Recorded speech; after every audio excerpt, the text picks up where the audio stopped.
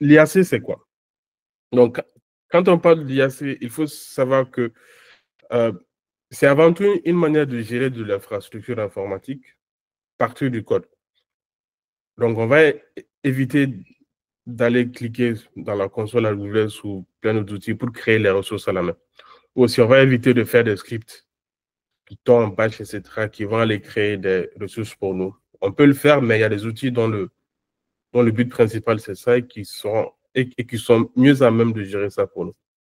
Donc, comme je disais, au lieu de faire du ClickOps, comme on va dire, on va gérer des outils qui vont gérer tout ça pour nous. Donc, la plupart des outils d'IAC, dont Terraform, l'idée, c'est quoi? Je veux une base de données, je veux une machine EC2. Je lui dis, tiens, je veux une machine EC2. Donc, c'est lui qui va faire le nécessaire pour aller créer cette machine-là, cette lambda fonction ou peu importe. Donc, ce n'est pas moi qui vais utiliser les API des différents providers cloud ou d'autres outils. Donc, c'est l'outil qui va faire ça pour moi. Donc, l'outil est à mesure de dire, ah tiens, Mohamed a écrit ça dans son code, je vais vérifier, est-ce que cette ressource-là, cette machine-là existe ou pas? Si la machine n'existe pas, l'outil va créer ça automatiquement pour nous. Donc, c'est ça qu'on va voir par la suite quand je vais vous faire une petite démo de Terraform. Donc, il y a plein d'avantages à faire de l'IAC. Donc, un des gros avantages, c'est d'automatiser toute la création de notre infrastructure et avoir en fait une certaine industrialisation. Dans la mesure où je peux écrire mon code, je vais le déployer N fois, je sais que j'aurai toujours le même résultat. Donc, ça fait que le taux d'erreur est assez faible parce qu'il n'y a pas d'action manuelle qui est en train d'être fait pour créer les ressources. Ça fait que sur certains clouds, un petit projet, on peut se retrouver avec des cinquantaines de ressources à gérer sur AWS.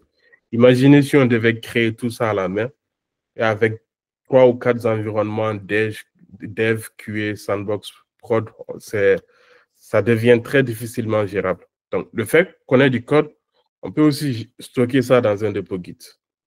Donc, on a une certaine traçabilité by design, on va dire. Ensuite, comme c'est du code, je peux déployer le même code. Donc, j'ai une certaine reproductibilité de mon projet sur différents environnements. Donc, je peux déployer la même chose 100 fois, 50 fois, sans que la charge de travail augmente de manière exponentielle avec le nombre d'environnements que j'ai à gérer. Et aussi, comme c'est du code, je peux facilement partager. Donc, je peux modulariser ou créer des composants que d'autres personnes peuvent utiliser. Aussi, ils peuvent contribuer à ça. Donc, quand on fait de l'IAC ou du DevOps de manière générale, le principe est le suivant.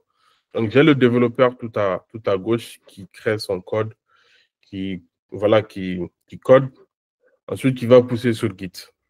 Donc, ça peut être du Python, React, peu importe. Donc, à côté, dans le même projet, par exemple, j'ai aussi l'infrastructure. Donc, si je suis sur GCP, ça peut être mes conteneurs. Si je fais du Kubernetes, peu importe, je mets tout ça dans le même projet. Donc, quand je vais pousser ça, il y a la pipeline qui va se déclencher, qui va construire mon image ou builder mes jars, peu importe, qui va pousser ça quelque part. Ensuite, c'est aussi la pipeline qui va prendre l'infrastructure as code, qui va le déployer. Donc, il peut le déployer sur différents environnements. Donc, sur cette image-là, on a développement, staging et production. Donc, ça, c'est l'idée générale quand on fait du DevOps et quand on fait de l'IAC en particulier.